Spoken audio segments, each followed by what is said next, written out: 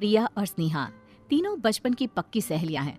पढ़ाई पूरी करने के बाद वो तीनों एक साथ एक ही कंपनी में जॉब ज्वाइन करती हैं और जोधपुर के लिए निकलती है।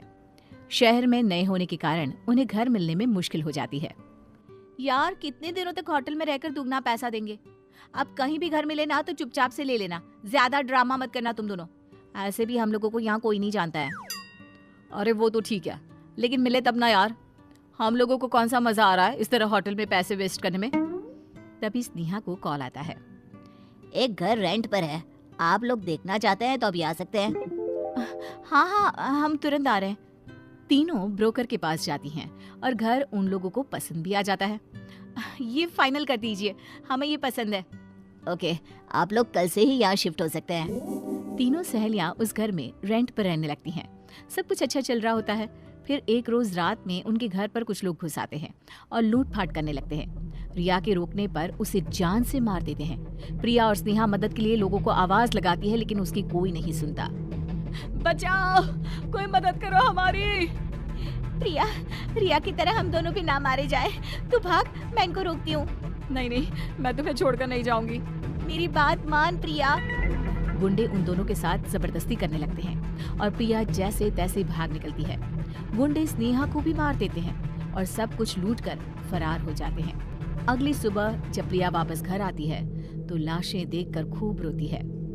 मैं तुम दोनों की मौत को यूं खाली नहीं जाने दूंगी। इन दरिंदे इंसानों को यूं मैं नहीं छोड़ूंगी। प्रिया काले जादू की विद्या का सहारा लेती है और उन दोनों की लाशों को उसी घर के एक कमरे में बंद कर देती है और अपने काले जादू से उन दोनों की आत्मा को जागृत कर उन्हें डायन बना देती है और खुद भी डायन बन जाती है। वहाँ के आसपास के लोगों को लगता है कि तीनों मारी गई है। उनकी मौत के बाद से ही वो घर यूं ही पड़ा रहता है। कोई भी आदमी उस घर को ना रेंट पे लेता, ना वहाँ कोई भटकता।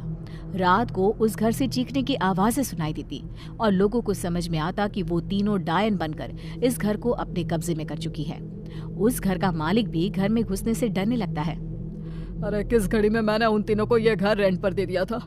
इतने दिनों से यहाँ साफ सफाई भी नहीं हुई। क्या करूँ अब मैं। प्रदीप अपना दिमाग चलाता है और एक गरीब नौकर को बहला फुसला कर कहता है, अगर तुम इस घर की सफाई अच्छे से कर दोगे ना तो मैं तुम्हें 3 गुने पैसे दूंगा। वैसे अभी दिवाली भी आ रही है, तेरा भी काम हो जाएगा। लेकिन साहब, मैंने सुना है वहाँ डायनों ने अपना घर बना रखा है। अरे यह सब अफवाह है। देख ले, तेरे पास खाने के लिए पैसे तक नहीं है। मुझे क्या है, इतने पैसे में तो कोई भी काम कर देगा। नहीं नहीं साहब, मैं करता हूँ, अब चिंता मत कीजिए। नौकर घर के अंदर चला जाता है और पूरे दिन साफ सफाई करने के बाद बुरी तरह थक जाता है। साहब ठीक ही कह रहे थे, यहाँ कोई डायन वायन नहीं है। चलो यहीं सो जाता हूँ, कल सुबह चला जाऊंगा।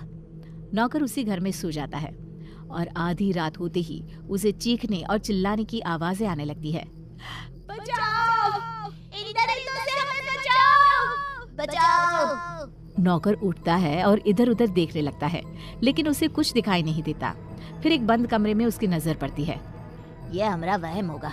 इतना सुन लिबा है इस घरवा के बारे में कि हमरे कान बजने लगे हैं। अरे यार, ये कमरा तो हम साफ ही नहीं किए। अच्छा अभी कर ले बता, नहीं तो साहब को मौका मिल जाएगा पैसवा काटने का। नौकर उस अजीब से बंद कमरे को जैसे ही खोलता है, उसके पैर से कुछ टकराता है। वो नीचे देखता है तो भयानक बड़े मुंह वाली डायन रेंगते हुए उसकी ओर आ रही है। डायन को देखकर उसके चेहरे का रंग उड़ जाता है। डर से वो दीवार की ओर लग जाता है। जैसे ही वो ऊपर देखता है, एक डायन ऊपर से उसकी ओर उछलती है और एक उसके पीछे से। तीनों मिलकर उसे दबोच लेते हैं और उसकी मौत हो जाती है। इस हादसे के बाद ये घर बिकना और भी मुश्किल हो जाता है। फिर एक रोज मोहन एक सस्ते और अच्छे घर की तलाश में रहता है और प्रदीप उसे ये घर पानी के भाव ऑफर करता है। क्या हुआ यार, इतना सस्ता और अच्छा घर यहाँ तो मिल पाना मुश्किल है। अरे यार, यहाँ डायनों का कब्जा है। मैंने कुछ लोगों को बातें करते सुना है। अगर कुछ हुआ तो हम क्या करेंगे। अरे यार, ये सब घर ना बिकने देने के बहाने हैं। तुम ले रहे हो या फिर मैं ले लूं? मोहन घर खरीद लेता है और अपने पूरे परिवार के साथ घर में रहने लगता है। कुछ दिन बीत जाते हैं, सब कुछ ठीक चल रहा होता है। मैं बेकार में ही टेंशन ले रहा था, सब कुछ तो सही है। उसी रात मोहन का भतीजा खेलते खेलते उस बंद कमरे को खोल देता है। उस कमरे में बहुत अंधेरा होने के कारण वो रोने लगता है और जैसे ही उसकी माँ उसकी आवाज़ सुनकर उस कमरे में जाती है, कमरा खुद ब खुद बंद हो जाता है और तीनों डायन जोर जोर से हंसने लगती है और उन दोनों को मार देती है। डायनों की आवाज़ें घर में गूंजने लगती है।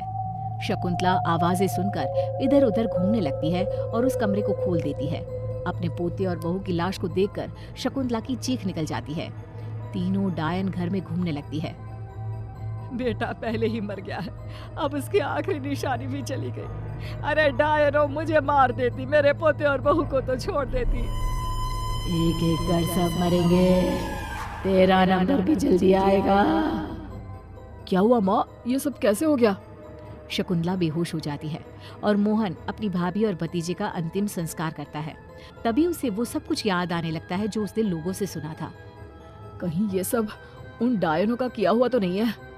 मोहन रोता हुआ वापस घर लौटता है और देखता है कि तीनों डायनें उसकी माँ को घेरे हवा में घूम रही है और उसके पिता की लाश जमीन पर पड़ी है।